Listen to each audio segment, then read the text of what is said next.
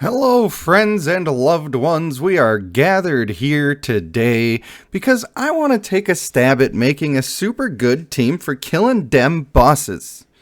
I'm talking Eye of Abyss, I'm talking expeditions for killing the final bosses there, and killing the guild bosses. Luckily, without much investigation, a lot of us already know that the Female Travain is the single best DPS that we can apply to the task.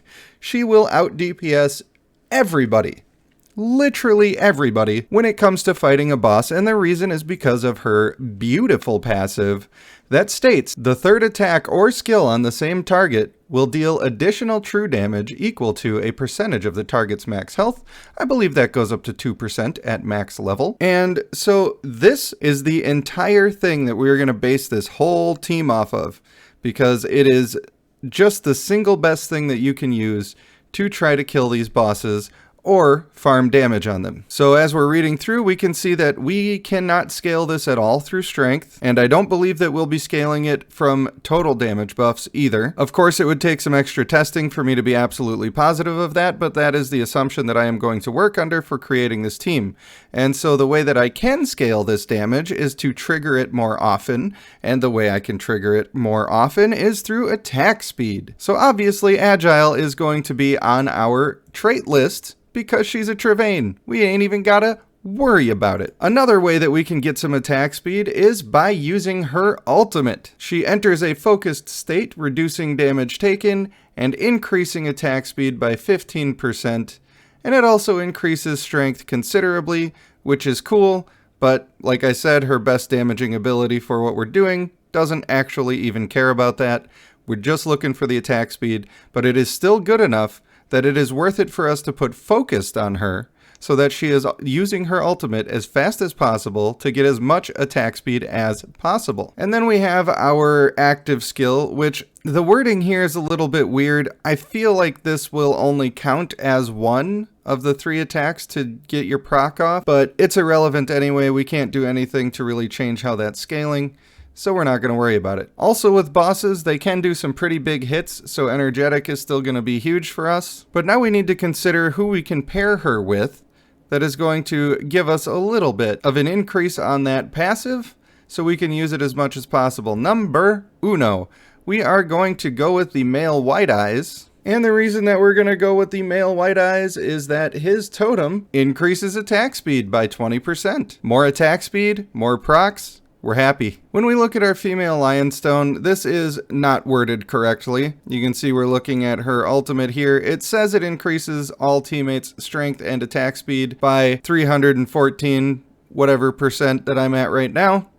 It does not do that for attack speed. Although some people believe it doesn't affect attack speed at all, I think it's more reasonable to believe that it gives something like the 15 or 20% attack speed, the same as the White Eyes. And whether it does or doesn't is irrelevant. A lot of these boss fights, we're just trying to get as much damage as possible, and this is going to help everybody else on our team, even if it's not helping with attack speed, so we're perfectly happy to not even bother looking into it. She's going on the team. Now, a lot of people love Female Devala, and they want to invest in her as heavily as possible and put her on every team. Being able to dodge huge attacks is nice. Having sustain is nice, but her ultimate is broken against bosses. It will very often just not even hit, and even if she does hit, she'll walk away from the person and not be doing damage. I don't think that she is a good pick for this scenario, so we're going to take a pass on that. When it comes to guild bosses, and this is pretty much specifically guild bosses. This isn't going to apply to Eye of Abyss or even expeditions where you can't really kill the boss. But on guild bosses, you can find them when they have less than 30% health. And then your damage with your ult is doubled, and that is super good. However, that's a pretty rare instance, and I don't think that it's worth putting him on the team specifically just for that reason. At least not on our general purpose team. If you happen to run into a boss that's under 30%, then sure, go for it. It'll be a good time. So we do have some other availabilities of things that can buff our team to try to get as much damage as possible. However, I don't think that's always the best case here. Remember that we're trying to do the most overall damage that we can do, and it is true, I think, that if I could hit this attack speed on my Female Travain every time that this active skill goes off, then it would be worth having this female Lux on the team because it would more than make up for any damage you're losing by having this slightly lower damage mage instead of a burst mage. However, I don't think that that's going to happen as reliably or enough for us to be able to justify putting it on. It's something that I would have to test, but I also don't have a female luxuriant right now. That's definitely on the docket when I level up for districts, and at that point I'll test it out. But for now, I won't be able to use this one, and I don't think it's the best one to use anyway. There is also another buffing friend here, which is our female Lume. And the thing that's great here is that we can get our ultimate back on our female Trevain considerably faster. And of course, we're getting also a nice strength buff there. There's two issues here. Of course, the strength buff isn't what we're looking for. If that said attack speed, then I would say this is 100% the way to go. And also, we already have two people on the team that aren't doing any damage really, so having another one that's not doing that much damage isn't great, even though the female Trevain is 100% going to carry these fights. I think it could be used, and if you wanted to use it, this is probably the best way to use female Lume. However, that is not the way that I'm going to go with this one either. What I am going to try is a male Strixbane. Now here's why. Every third attack, he lands a double hit, dealing additional damage. Why is that good? Because we're already stacking attack speed.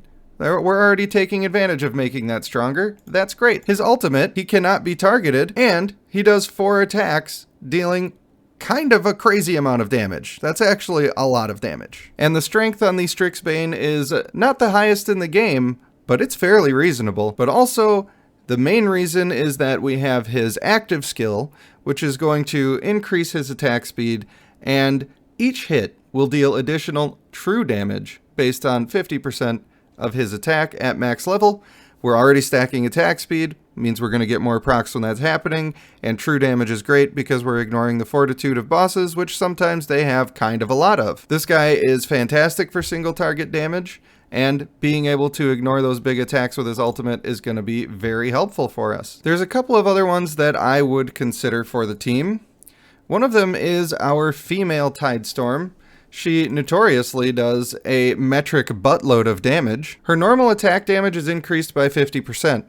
That works really well with our team that's working on attack speed, of course. And it increases damage against enemies with negative effects by 100%.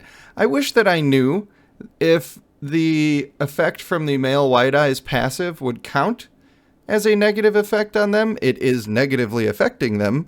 However, it's not actually on the enemy, it is on my character, so I don't think that that would work. However, she does have a chance to inflict blind, which causes normal attacks to miss, which could be very good for boss fights. And also, we do a metric buttload of damage with that attack as well, and with the ultimate, we do a crazy amount of damage there too. So I think female Tidestorm is a pretty solid option here. If you don't have a Strixbane, then I would definitely be going for a Folger. You could go for the female Folger here. This is a good use of her because you're getting your extra critical chance for your team. You're going to be affecting the person with Electrified, which is going to increase the damage of your female Tidestorm. This Lightning Ball is her big, huge damage thing. Her ultimate is nice, but that lightning ball does crazy damage, and since you're only trying to hit one thing anyway, it's going to be doing its best no matter what. However, we also have the male Folger, which blocks an enemy skill. Incredible, especially against bosses, and it also increases this guy's attack speed and his normal attack damage, which is great because why? We're stacking attack speed on our team. That is correct. His ultimate summons lightning, dealing damage equal to a percentage of his strength, and it deals additional damage based on the target's current health. Now, it is my understanding that that means it does more damage the more health that the enemy has. I'm not sure if that's based on percentage or the total number or whatever it is, but if you have a boss that has high health all the time, then you're going to be getting the most that you can get out of this ultimate. And of course, our passive inflicts a stack of Mark of Lightning to targets hit by skills. When 3 stacks of Mark of Lightning are inflicted, it deals damage equal to 300% of the caster's strength and inflicts stunned. So Mark of Lightning, in my opinion, would be counting as a negative effect. And so this should work really great with a female Tidestorm to keep her doing the most damage that she can do. And with that alone, that kind of makes me want to drop the Strixbane. I do think that the Strixbane is super good here. And I happen to have a mythic one of this guy. But I think I'm gonna try the Folger version with female Tide, female Trevain, male White Eyes, and female Lionstone. Number one, because that's going to be a lot easier for everybody else to get a hold of, except for possibly the White Eyes. Unfortunately, our female Tidestorm is only going to be 320, but I really want to see what she can do anyway. Realistically, I should just put my male Tidestorm in there for this, and I may just do that for a couple of the tests and see what we get. But for now, we're going to go with that and see what kind of damage we can do. All right, so having a look at what we actually got here, you can see that our female Trevain did absolutely bonkers damage. She did almost 400 million damage. And our female Tidestorm, who is very underleveled right now, she's only level 320 compared to 360 of my other DPS, and she still did twice the damage of our female Folger. Now partially that's because of the female Folger, so even though her damage looks lower, she's helping everybody else by letting them get crits, and she's keeping a debuff on the enemy at basically all times, which is letting our female Tidestorm take advantage of her 100% bonus damage. And of course, she's got all of the increased attack speed from our team, which is helping her increased normal damage. So the thing I'm most impressed with here is actually our female Tidestorm. And now I'm going to fight the same battle again, except I'm going to put in my male Tidestorm that's considerably higher level. All right, so we can see here we got a little bit extra damage out of our female Trevain, but that's fairly equal. And with our male Tidestorm, of course, we did more damage than our female Tidestorm, but it's surprising that the difference is not more, if you ask me. So I think that if I was going to have my perfect selection of people, I would be going for the female and not the male here.